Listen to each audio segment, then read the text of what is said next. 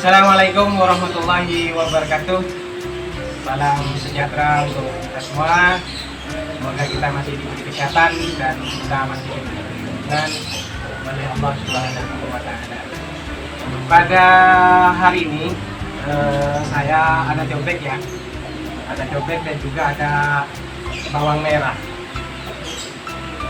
Tapi saya pada kali ini bukan mau rujak ya, walaupun ada cobeknya. Di sini saya mau membuat zat pengatur tumbuh atau ZPT, yang mana bahannya dari bawang merah ini. Karena di dalam bawang merah ini banyak sekali kandungan ZPT ya.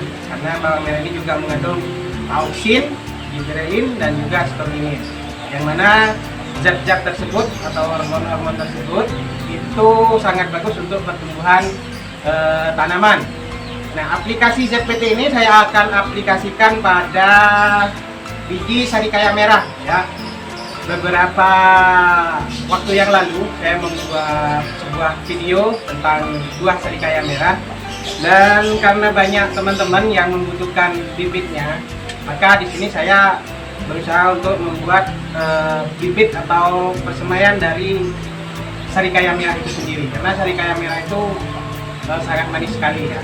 Nah, di sini saya zat pengatur tumbuhnya menggunakan bawang merah, karena bawang merah ini di dalamnya seperti yang saya jelaskan di awal, bahwa di sini ada auksin, ada juga gibberellin dan juga sperminin, yang mana tiga zat itu dapat meningkatkan kesuburan atau meningkatkan pertumbuhan dari tanaman itu sendiri. Nah, kenapa saya sediakan cobek? Karena ini juga harus dihaluskan ya. Selain itu, saya di sini dalam proses pembuatan atau persemaian dari sarikaya merah ini, saya menggunakan dua media. Yang pertama, saya akan menggunakan pakai tisu ya, tisu sama kapas ya. Pakai air ya, media air. Yang satunya adalah media tanah biasa ya, yang mana ini sudah dijadikan dijadikan kompos ya. Juga campurnya ada kompos, ada sekam, ada tanah. Yang beberapa hari juga saya buat media tanam dan cocok untuk segala jenis tanam. Jadi pada hari ini saya membuat dua percobaan, mana yang akan lebih cepat tumbuh menggunakan media kapas ini atau menggunakan media tanah. Nanti kita akan review kembali setelah prosesnya atau hasilnya kita ketahui. Yang mana dengan waktu yang sama pembuatannya, maka kita juga akan melihat pertumbuhannya, apakah lebih cepat menggunakan media tanah atau menggunakan media tisu ini yang disemprotkan atau diberi air dari ZPT ini. Nanti kita sama-sama kasih ya, nanti kita sama-sama kasih tanahnya ini juga kita kasih ZPT yang dari bawang merah ini, dan juga ini juga kita kasih ZPT juga. Jadi kita nggak usah bingung-bingung ya, sebenarnya ZPT itu banyak ya, zat pengatur tumbuh itu tidak hanya terdapat pada bawang merah ya, tapi juga pada lidah buaya, pada asam cuka. Air putih ini sendiri sebenarnya ini juga ada kandungan zat pengatur tumbuh ya. Secara logika kalau kita tidak minum air ya, manusia saja kalau tidak minum air akan terasa dehidrasi sehingga akan lemah. Sama saja dengan tanaman kalau tidak tersentuh oleh air, maka tanaman itu akan layu dan pada akhirnya akan mati juga, sama pun juga manusia. Jadi masuk akal ya kalau air putih ini ya juga mengandung zat pengatur tumbuh dari tanaman itu sendiri. Selain itu ya, selain bawang merah, lidah buaya, ada juga air kelapa ya, air kelapa muda atau air kelapa yang tua itu juga mengandung zat pengatur tumbuh. Jadi banyak sekali sebenarnya hal-hal yang mudah yang bisa kita dapatkan untuk kita meningkatkan kesuburan atau pertumbuhan tanaman kita ya. Jadi kalau berbicara tanaman itu tidak ada habisnya ya, tidak ada habisnya.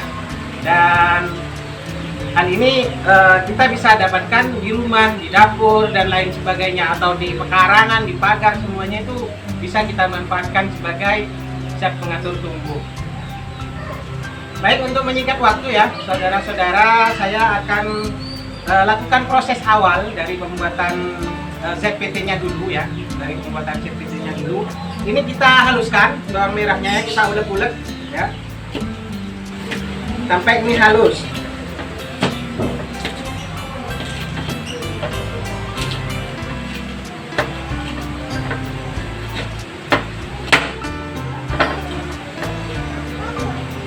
Kalau ada blender ya kita bisa menggunakan blender ya.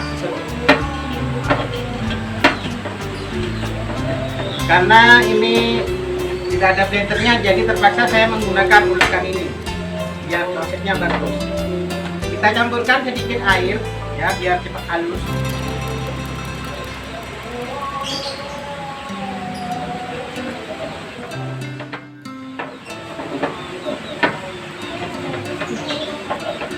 Sebenarnya pakai blender ini lebih bagus ya dan lebih halus sebenarnya hasilnya. Jadi ekstraknya lebih banyak. Tapi karena di sini blendernya yang dipakai di dapur ya, dipakai mama, jadi dia tidak bisa menggunakan blendernya. Jadi hanya pakai ulukan saja. Ya, jadi harap bersabar ya, sabar-sabar sampai ininya halus.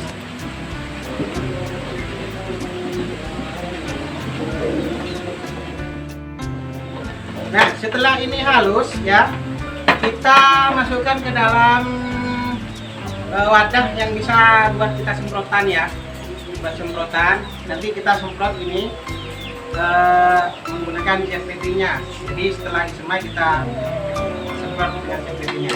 Kita pindahkan dulu.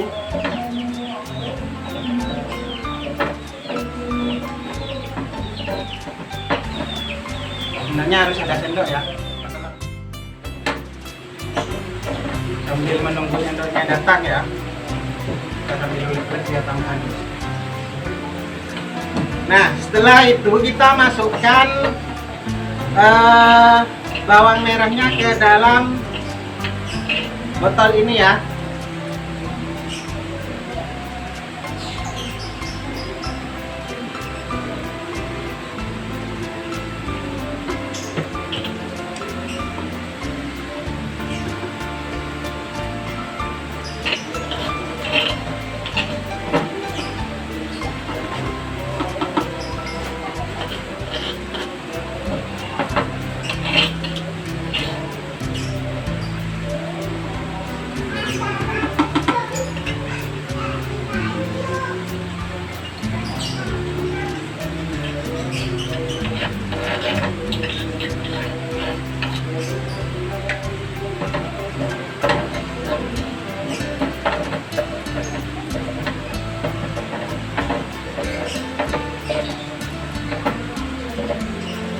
Sebenarnya dalam proses pembuatan ZPT ini kita harus lakukan fermentasi dulu beberapa hari.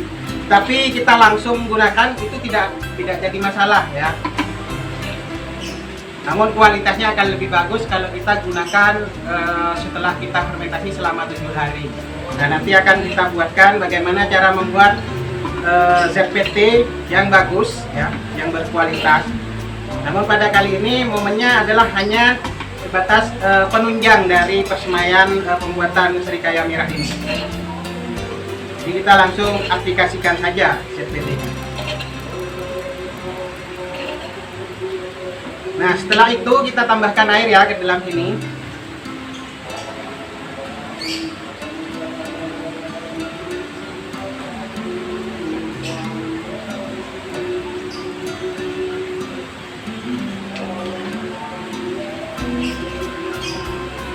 Kita kocok-kocok dulu biar lebih merata. Nah, setelah ZPT ini jadi, kita semprotkan pada tisu atau kapasnya ya.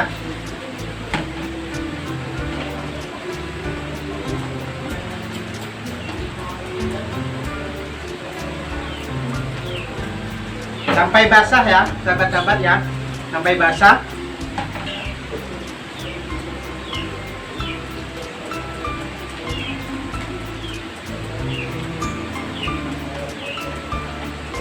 Sampai betul-betul basah dan lembab ya.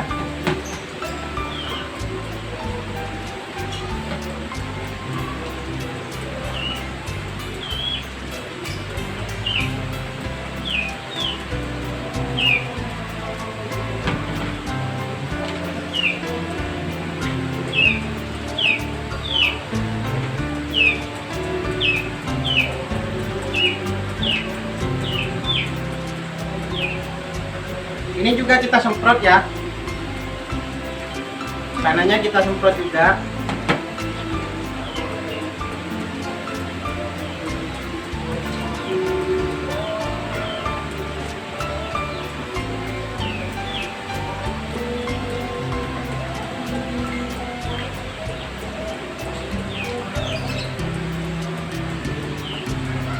Nah, setelah semuanya basah, baru kita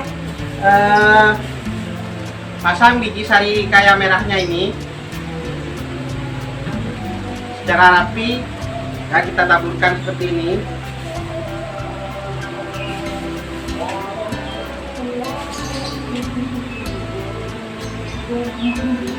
Dan kita semprot lagi.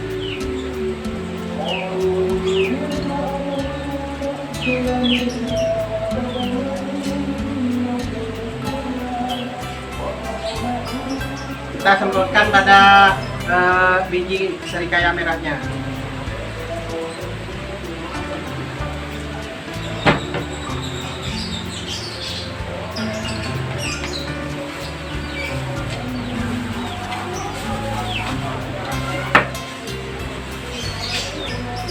Ya, demikian juga yang media tanah ya. Kita taburkan juga.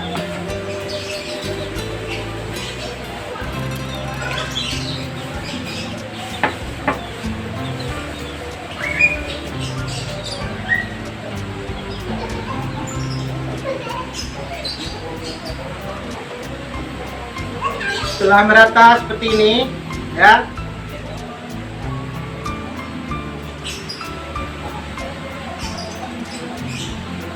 Ini ya, sahabat-sahabat.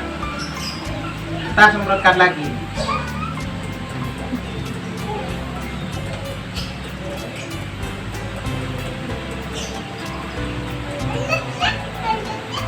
Nah, hari ini ya, ini sudah selesai semua.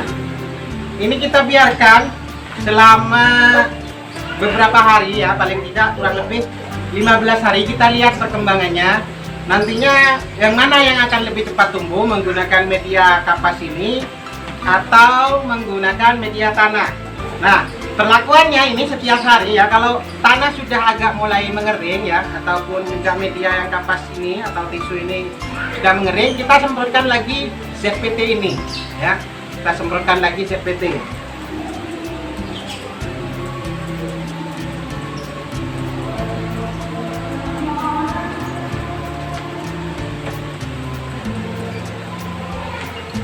Sudah selesai ya, sahabat-sahabat semuanya. Nanti ini kita taruh di tempat yang aman ya. Kita taruh di tempat yang aman, yang teduh, yang tidak dijangkau oleh binatang yang seperti ayam. Karena nantinya kalau tumbuh kecamba, bisa jadi ini kecambanya dimakan ayam. Jadi kita taruh di tempat yang aman saja, yang teduh, yang tidak langsung pada matahari ya. Jangan ditempatkan pada sinar matahari langsung. Demikian, mudah-mudahan ini bisa bermanfaat para sahabat-sahabat semuanya, dan mudah-mudahan sarikaya merah ini bisa tumbuh dan bisa saya sebarluaskan nanti bibitnya ya, karena banyak teman-teman yang meminta bibit dari sarikaya merah itu. Terima kasih, mudah-mudahan bermanfaat. Jangan lupa subscribe, like, and share. Assalamualaikum warahmatullahi wabarakatuh.